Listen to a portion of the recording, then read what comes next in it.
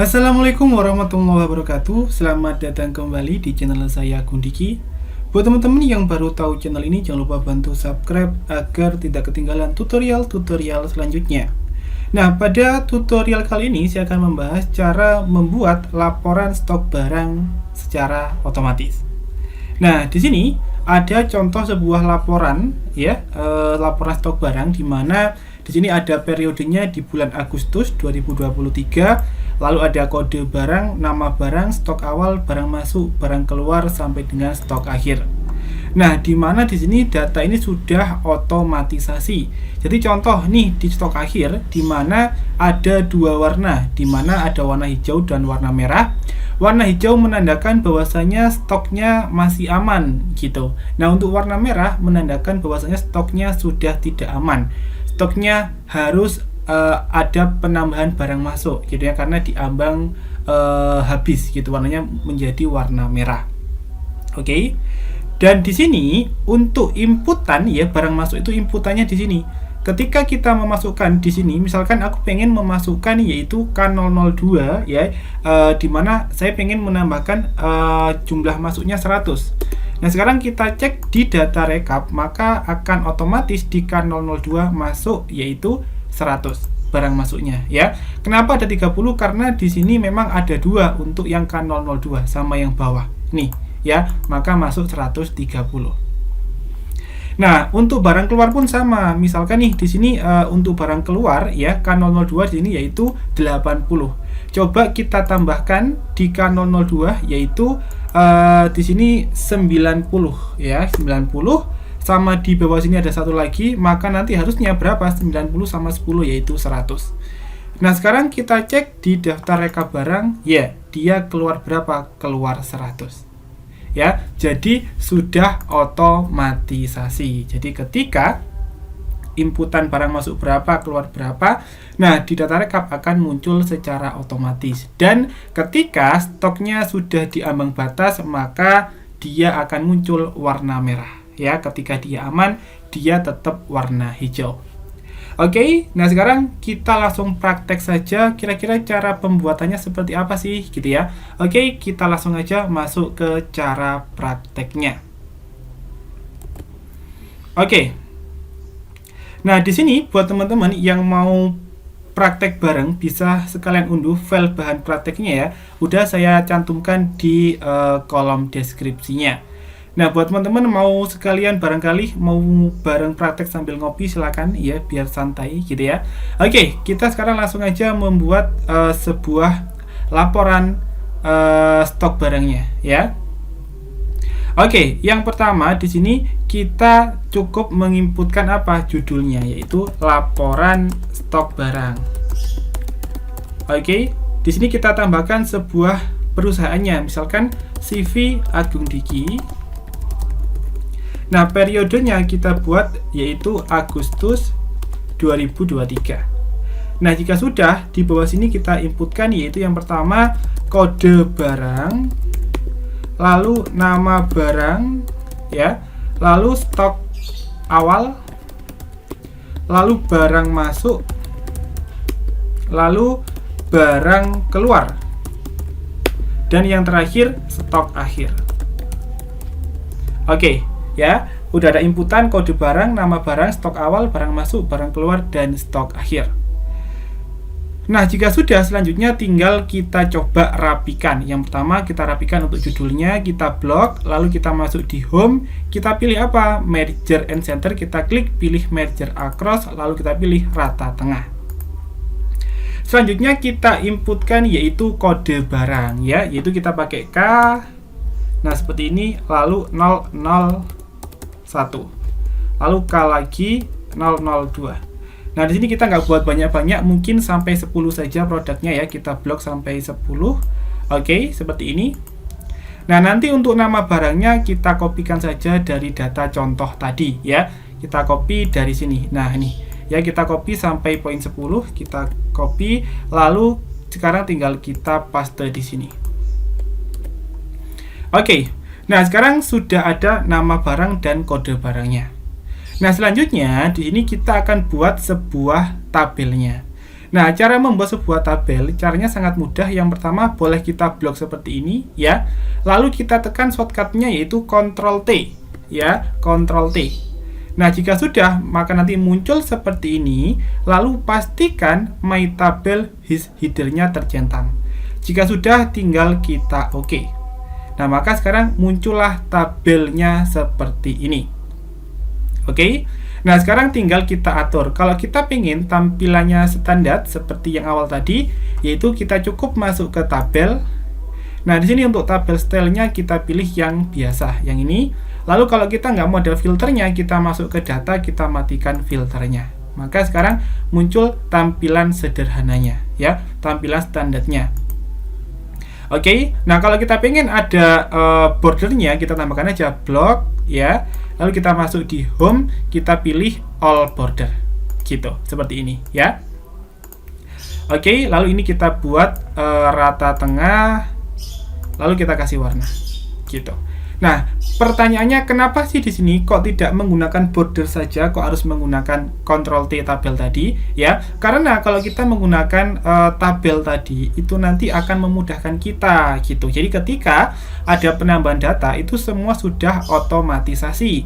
Kalau kita hanya menggunakan border saja, itu ketika ada penambahan data tidak bertambah secara otomatis. Oke. Nah, sekarang kita rapikan nih. Untuk nama barang kan kurang lebar, tinggal kita double klik antara kolom B dan C. Maka sekarang akan rapi. Oke, sekarang kita inputkan di sini untuk stok awalnya. Stok awalnya kita buat misalkan 100 semua, ya. Lalu tinggal kita copy ke bawah. Nah, di stok akhir kita inputkan rumusnya, yaitu sama dengan stok awal ditambah barang masuk dikurangi apa? Barang keluar, ya. Lalu enter. Nah, maka sekarang akan tercopy secara otomatis ke bawah. Ini kelebihan daripada sebuah tabel, ya. Ketika kita menginputkan sebuah rumus di atas, ke bawah akan otomatis tercopy. Jadi kita sudah tidak perlu drag lagi, gitu, karena dia sudah otomatis. Oke, sekarang untuk ini kita kasih nama, ya. Kita kasih nama data recap. Oke. Ya, sudah selesai sementara, data recap sudah selesai. Nah, selanjutnya kita akan buat untuk yang barang masuk dan barang keluarnya. Kita pilih plus, ya. Kita zoom dulu, ya. Kita buat sama 160%-nya. Nah, di sini kita inputkan juga judulnya, yaitu laporan stok barang nah CV Agung Diki. Nah, kita buat periodenya yaitu Agustus 2023. Oke, nah untuk inputan barang masuk, ya, kita kasih nama barang masuk. Nah, biasanya yang pertama yaitu ada tanggalnya. Jadi tanggal berapa? Tanggal, ya. Kita bukan tanggal, lalu kode barang, lalu nama barang, lalu barang masuk. Ya, kira-kira inputannya barang masuknya berapa? Oke. Jadi ada tanggal, kode barang, nama barang, dan barang masuk. Nah, selanjutnya di sini untuk tabel ini, ya, untuk yang ini tabelnya sama. Kita pertama pakai apa dulu? Pakai border, lalu kita pilih tabel tadi, pakai Ctrl T. Atau Ctrl T dulu baru border, ya. Jadi caranya sama, kita buat aja, misalkan kita buat sampai sini, ya, datanya. Lalu kita Ctrl T, lalu centang, ya, lalu OK. Nah, ini kan tampilannya seperti ini. Nah, biasanya tuh teman-teman nggak mau, maka dari itu kita buat yang tampilannya standar, ya, yang seperti ini. Lalu data ini dimatikan. Nah, lalu kita masuk kemana? Ke home, kita pilih all border. Nah, seperti ini. Nah, sekarang tinggal kita inputkan tanggalnya. Kita pengen tanggal apa? Karena periodenya Agustus, kita buat misalkan dari tanggal 2 bulan 8 2023. Nah, formatnya saya pengen 2 Agustus gitu, ya. Kita klik saja, kita masuk ke home, kita masuk ke number. Nah, di sini kita pilih date. Nah, tinggal kita pilih yang mana. Oke, yang ini, lalu oke. Maka sekarang settingannya seperti ini. Nah, ke bawah tinggal kita inputkan mau tanggal berapa saja gitu, ya. Misalkan tanggal 3 bulan 8 23. Nah, maka muncul tanggal 3 bulan 8 2023. Oke, untuk tanggalnya nanti kita copy ke bawah aja. Sementara sekarang kita akan atur untuk nama barang dan kode barang gitu. Nah, di sini untuk nama barangnya kita akan menggunakan sebuah rumus gitu ya.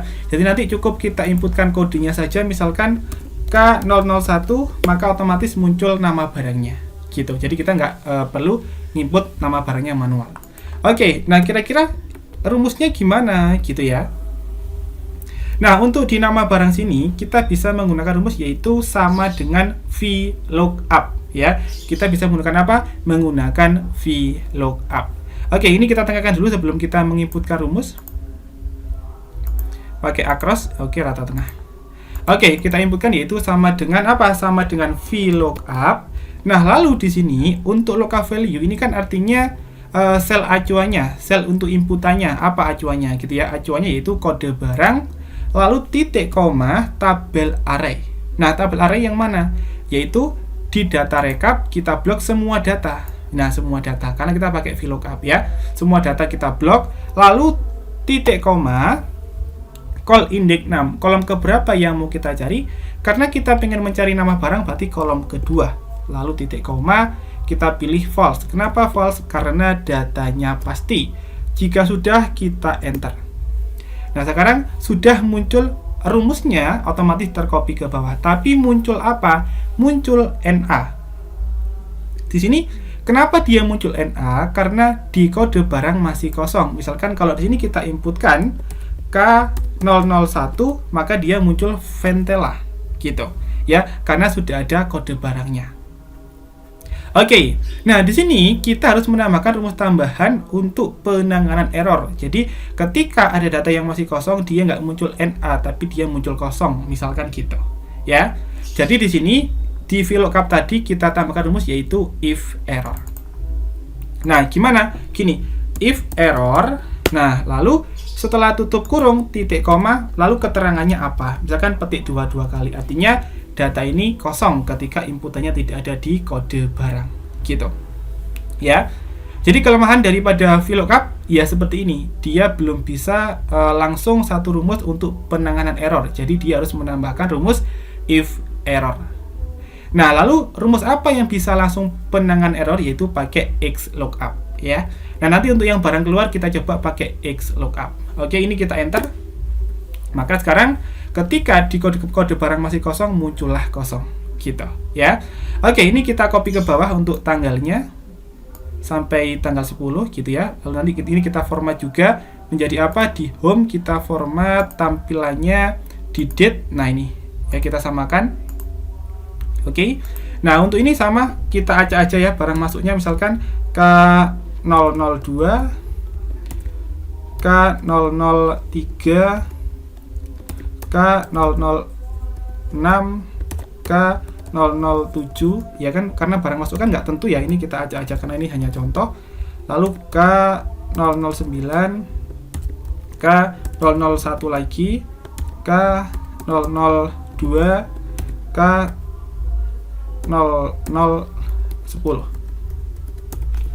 Oke, ya. Nah, sekarang di sini tinggal kita inputkan kira-kira barang masuknya berapa ya. Kita acak aja, ada yang masuk 45, ada yang 67. Ini kita acak ya, biar nggak sama. Oke. Nah, ada yang masuk sekian gitu ya. Oke. Nah, sekarang sudah ada barang masuknya ya. Ada yang kode barang K01 masuknya sekian, K02 sekian. Nah, sekarang jika sudah, kita cek di data rekap. Nah, kita pengennya di barang masuk ini otomatis nambah nih, yang dari sini ya, otomatis nambah ke mana? Ke barang masuk. Nah, agar datanya masuk otomatis ke sini, caranya kita harus menggunakan rumus apa gitu ya. Nah, di sini di data rekap kita bisa menggunakan rumus yaitu SUMIF. Kenapa kita menggunakan SUMIF? Karena data yang kita cari yaitu berdasarkan kriteria tertentu. Jadi kita mencari sebuah data berdasarkan kriteria tertentu. Oke. Nah, rumusnya yaitu sama dengan SUMIF yang kita gunakan ya.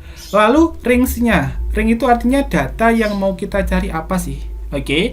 Kita masuk ke barang masuk, yaitu berdasarkan apa? Range-nya yaitu nama barang. Kita blok nama barang ya. Lalu titik koma. Sekarang kriterianya apa? Kita masuk ke data rekap, yaitu kriterianya berdasarkan ini. Ventela ini. Ya, jika sudah titik koma, lalu summing. Summing itu adalah data yang mau dijumlahkan. Yang dijumlahkan yang mana? Yang di sini, yaitu dari barang masuk. Kita blok ya, lalu tutup kurung. Nah, jika sudah, tinggal kita enter. Oke, maka secara otomatis akan muncul barang masuknya. K001 sekian, K002 sekian. Ya, maka stoknya pun sama, akan otomatis bertambah. Karena ini ada barang yang masuk. Oke, nah sekarang untuk barang masuk sudah aman, ya sudah aman. Jadi ketika ada inputan sudah otomatis masuk ke data rekapnya. Nah selanjutnya di sini yang perlu kita buat lagi apa? Yaitu untuk yang barang keluar. Nah untuk barang keluar kita bisa copy dari barang masuk, nanti tinggal kita edit saja, ya. Oke, ini kita copy. Caranya gimana? Klik kanan, pilih move or copy. Nah mau di copy kemana? Ya, kita pilih ke move to end, lalu jangan lupa centang create a copy. Lalu kita pilih OK. Maka sekarang muncullah barang masuk dan barang masuk 2. Nah, barang masuk 2 kita edit namanya menjadi apa? Barang keluar. Nah, kita edit menjadi barang keluar. Oke. Nah, datanya tinggal kita edit. Nah, di sini untuk rumus nama barang, tadi kan kita pakai VLOOKUP. Nah, di sini akan kita rubah, ya. Coba kalau kita pakai XLOOKUP seperti apa? Oke. Nah, inputan rumusnya yaitu sama dengan XLOOKUP. Nah, lalu lookup value-nya. Nah, lookup value-nya apa? Ya, acuannya mana? Acuannya kode barang, ya. Lalu titik koma. Nah, lookup array. Lookup array itu yang dicari yang mana? Nah, kita masuk ke data rekap. Nah, kalau kita pakai XLOOKUP, kita nggak perlu blok semua. Jadi berdasarkan yang kita cari. Apa tadi? Kode barang. Jadi yang diblok cukup kode barang. Nah, jika sudah titik koma, return array.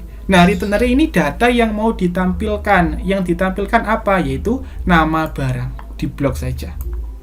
Oke, jika sudah titik koma, maka muncullah if not found. Artinya ketika yang diinputkan tidak ada di kode barang, kita pengen muncul apa sih? Gitu, ya. Jadi langsung.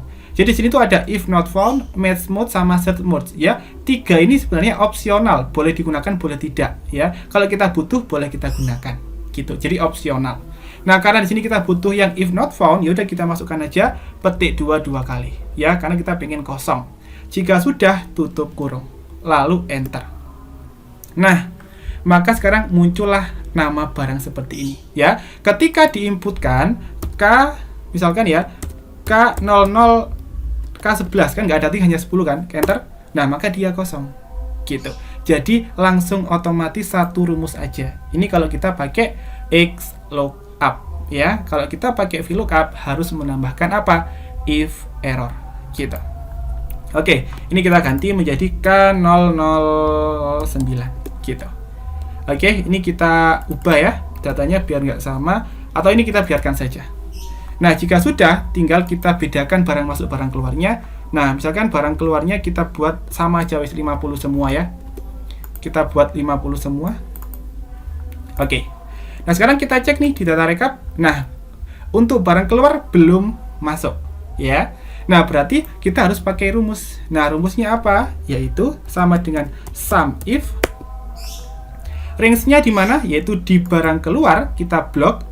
Yang dicari yang apa? Yaitu acuannya nama barang, ya, titik koma, kriterianya apa? Nah, kriterianya yaitu nama barang. Lalu titik koma, summing. Summing adalah data yang mau dijumlahkan, yaitu barang masuk. Ini harusnya barang keluar ya. Oke, lalu kita enter. Nah, sekarang maka muncullah barang keluarnya seperti ini. Oke, ini kita ganti barang keluar ya, biar nggak bingung nanti. Oke, maka sekarang, nah, barang masuk muncul sekian, barang keluar muncul sekian. Gitu. Ya, ini sudah otomatisasi. Jadi ketika ada inputan yang keluar berapa, misalkan tak tambahkan ya, di tanggal 12, ada yang di bulan Agustus juga, 23, ada yang keluar nih K010 gitu ya, K010. Nah, ini berapa? Misalkan 50. Nah, maka sekarang di sini akan muncul K010. Nah, nih muncul berapa? 100. Sisa berapa? Sisa 21. Gitu ya, akan otomatisasi gitu. Oke. Jadi kelebihan daripada sebuah tabel itu kayak gini, ketika ada tambahan, pengurangan akan otomatis bertambah. Kita tambahkan ya, misalkan di tanggal 12 bulan 8 23, lalu ada tambahan data K010 ya, yaitu sejumlah 50. Nah, maka nanti akan otomatis juga. Loh, ya, akan otomatis sekarang berapa? 71. Ini sudah otomatisasi untuk inputan barang masuk dan barang keluar gitu. Jadi rumusnya hanya seperti itu tadi. Oke? Nah, sekarang sudah selesai nih untuk laporan stok barangnya. Nah, yang terakhir di sini untuk stok akhir kita akan memberikan sebuah warna gitu ya. Jadi misalkan stok ini kalau dirasa aman warna hijau, kalau dia tidak aman warnanya merah. Misalkan kita buat saja, misalkan jika stok akhir lebih dari 95 maka dia warnanya hijau artinya aman, kalau di bawah 95 dia merah artinya tidak aman. Nah, caranya gimana? Kita blok dulu. Kita cukup masuk ke menu home ya. Kita pilih conditional formatting. Nah, di sini ada pilihannya ya, mau greater than atau less than. Karena kita yang pertama pengen lebih dari dulu ya, kita pilih greater than ya. Lebih dari berapa? Lebih dari 95. Lalu warnanya apa? Nah, misalkan warnanya green ya. Oke, karena dia aman. Nah, selanjutnya kalau di bawahnya pengen warna apa? Ya udah, caranya di home conditional formatting less than. Nah, berapa? 95 juga. Nah, warnanya apa? Merah. Lalu oke. Nah, sekarang muncullah seperti ini. Ketika dia sudah tidak aman, maka warnanya merah. Coba ya, untuk yang K001 kita kurangi misalkan 100 lagi. Ya, kita kurangi 100. K001 ya, kita tambahkan di tanggal 12 bulan 8 23. K001. Nah, kita kurangi 100. Kita cek apakah dia merah. Nah, dia langsung otomatis merah. Karena apa? Karena dia sudah di bawah 95 gitu. Ya. Jadi kurang lebih cara penggunaannya, cara pembuatan laporan stok barang otomatis seperti itu. Nah, rumus tadi yang kita gunakan apa saja? Yaitu kita bisa menggunakan VLOOKUP, XLOOKUP ya, sama SUMIF dan penjumlahan rumus manual biasa gitu. Baik, mungkin cukup itu saja untuk tutorial cara membuat laporan stok barang secara otomatis. Ya, mudah-mudahan tutorial ini bermanfaat buat teman-teman semuanya, gitu ya. Dan jika dirasa teman-teman merasa terbantu dengan konten ini, jangan lupa bantu subscribe. Oke, mungkin itu saja tutorial kali ini. Sampai ketemu lagi di tutorial-tutorial selanjutnya.